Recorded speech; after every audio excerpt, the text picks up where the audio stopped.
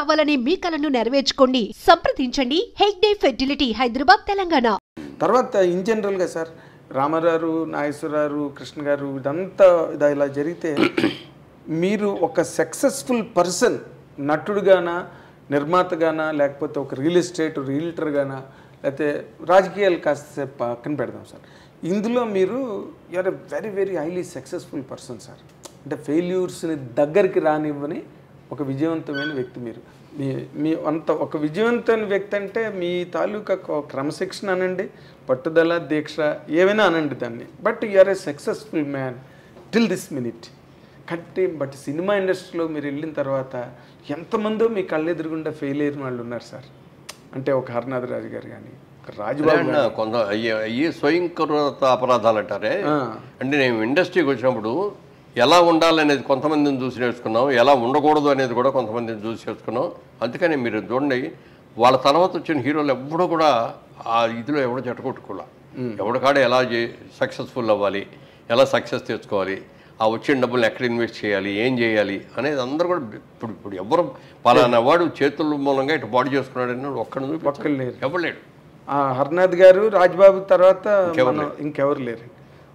వాళ్ళతో మీరు కలిసి ఏమైనా వర్క్ చేశారా సార్? హర్నాథ్ గారితో చేయలేదు, రాజ్బాబుతో చాలా సినిమాలు చేశాం. బట్ రాజ్బాబు కూడా అంత హైలీ సక్సెస్ఫుల్ పర్సన్, కారణం ఏంటి సార్ ఆయన అలాగా? అంటే సొంత సినిమాలు తీయటం మొదలుపెట్టి కానీ సొంత సినిమా అనేటప్పుడు హీరో క్యారెక్టరైజ్ కూడా ఆయన.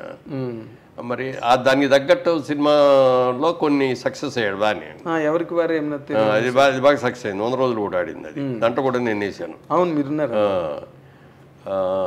అదే ఇప్పుడు చలంగారు కూడా కొన్నాళ్ళు సక్సెస్ఫుల్ చేశాడు, ఆయన కూడా హీరోగా. అవునండి, ఆ టైపు పద్మనాభం గారు. పద్మనాభం అదే అంట. ఇప్పుడు ఆ లిమిట్ దాటేసే పెద్ద పెద్ద డైలాగులు రామారావు రాజశేఖర్లా చెప్తాను నేను, అట్లాంటి క్యారెక్టర్ చేస్తారంటే ఎట్లా నప్పదు. వాళ్ళు ఏ క్యారెక్టర్లు చేస్తున్నారో ఆ క్యారెక్టర్. ఇప్పుడు కాంతారావు గారు కూడా ఫర్ దట్ మ్యాటర్ ఆయన కూడా అంతే కదా. కాంతారావు అన్ని సినిమాలు హీరో చేసి కూడా ప్రొడ్యూసర్గా తీసి దెబ్బతినే ఆయన లాస్ట్లోకి వచ్చినప్పుడు డబ్బులు లేకుండా అయిపోయింది. అవును, ఎవరు రజనీకాంత్ డబ్బులు పంపించారు.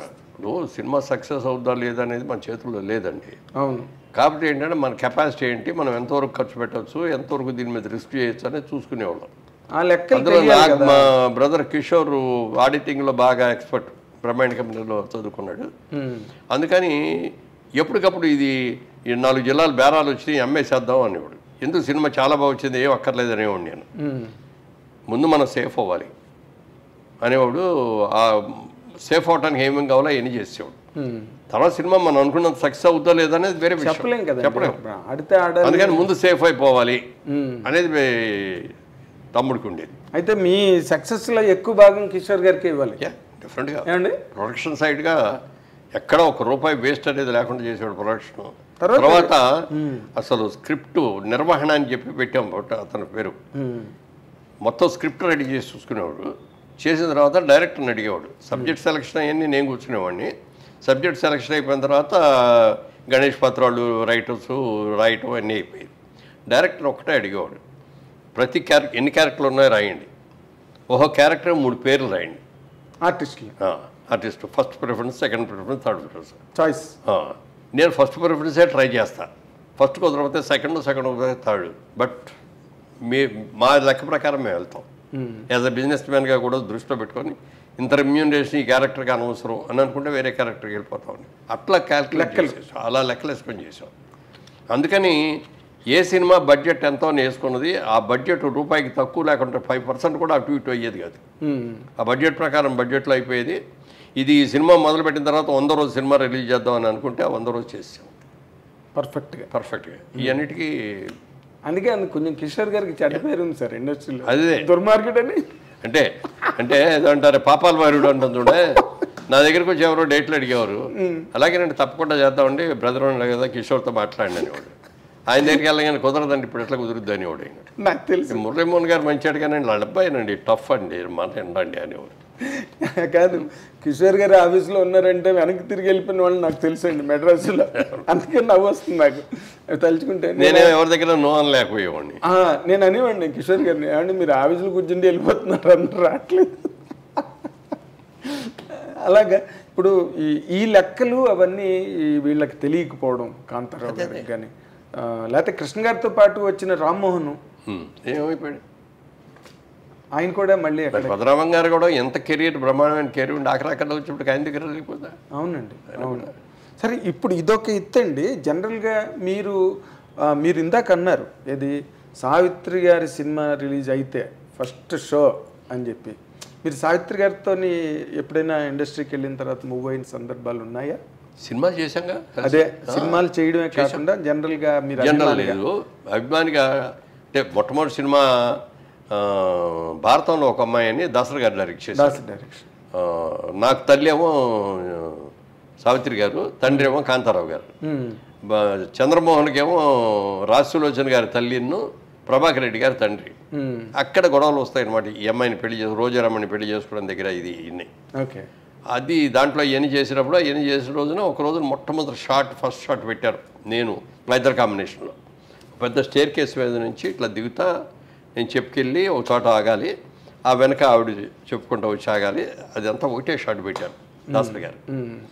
రిహార్సల్ చేసాం, ఒక 2 రిహార్సల్ బాగానే ఉన్నాయి, టేక్ అన్నారు. నేను వచ్చేసాను. వచ్చిన తర్వాత ఆవిడ డైలాగ్ అవ్వాలి మొదలుపెట్టలా. ఏమిటి మర్చిపోయిందా ఏంటి పెద్ద ఆవిడ అని అనుకుంటా డైరెక్టర్ ఇంకా చూస్తున్నా ఇట్లా ఏమైనా కట్ చెప్తాడని. కట్ చెప్పలా. తర్వాత మెల్లగా డైలాగ్ చెప్పుకుంటూ వచ్చింది, చేసింది. ఓకే ఓకే అని అందరూ చప్పట్లు కొట్టారు. నాకు అర్థం కాదు ఇదేంటి ఇంత గ్యాప్ వచ్చింది, ఇంత డిలే వచ్చింది, ల్యాగ్ వచ్చింది. ఆ రోజుల్లో ల్యాగ్ అనేది ఎక్కువగానే వాళ్ళం కదా, ఇంత ల్యాగ్ వచ్చింది. డైరెక్టర్ గారు కూడా ఓకే అన్నారు అని చెప్పి షూటింగ్ అయిన తర్వాత ఆయన అడిగాను నేను, ఏమండి మరి అక్కడ గ్యాప్ వచ్చింది కదా, రిహార్సల్ అంత క్విక్గా చెప్పి ఇక్కడికి వచ్చేవాడు గ్యాప్ వచ్చింది కదా, మరి ఓకే చేశారేంటి అంటే, రష్లో వచ్చిందిరా రష్ చూడు అన్నాడు.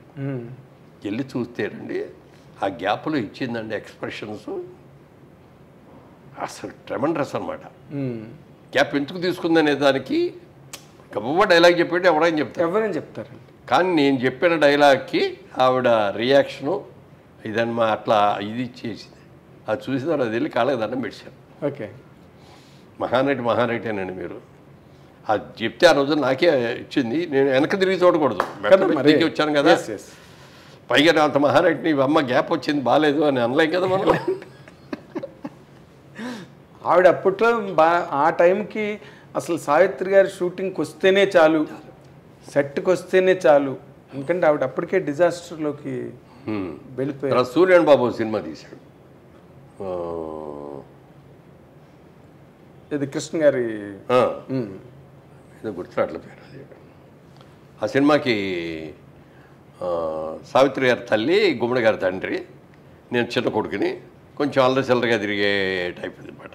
ఒకటే షాట్ పెట్టాడు రాజాచంద్ర. కెమెరా టాప్ యాంగిల్లో పెట్టేసి నైట్ సీను మొత్తం లైటింగ్ హీటింగ్ అంతా చేసి ఆవిడ నన్ను వచ్చి తిట్టి కొట్టడం అనమాట. షాట్ అందరూ కొట్టారు, అందరూ అయిపోయింది, చేశారు, బ్రహ్మాండంగా వచ్చేసింది, అందరూ చప్పట్లు కొట్టారు, అయిపోయింది. అంతా అయిపోయిన తర్వాత నాకు ఏదో లోపల మండుతున్నట్టుగా ఉంది, ఇవన్నీ ఊదుకుంటున్నా. ఆవిడ చూసి గవ్వ వచ్చేసి ఏంటి అన్న ఏమైంది అంది. ఇవి ఏం లేదమ్మా కొంచెం ఏదో ఇదిలాగా ఉంటే ఇది అని ఊతున్నారు. కానీ గుండెలు తీసి చూస్తే ఆవిడ లాగి ఇట్లా కొట్టి చేయటంలో ఈ గోల్డ్ని ఇట్లా గీసుకొని బ్లడ్ వస్తాను.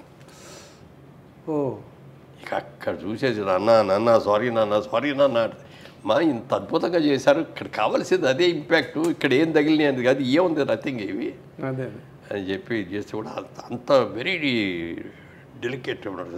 ఎవరికైనా చిన్నాళ్ళకి పక్కన వాళ్ళకి కష్టం వచ్చిందంటే వెరీ సెన్సిటివ్, వాళ్ళకి కష్టం వచ్చిందంటే కూడా తట్టుకునేది కదా ఆవిడ.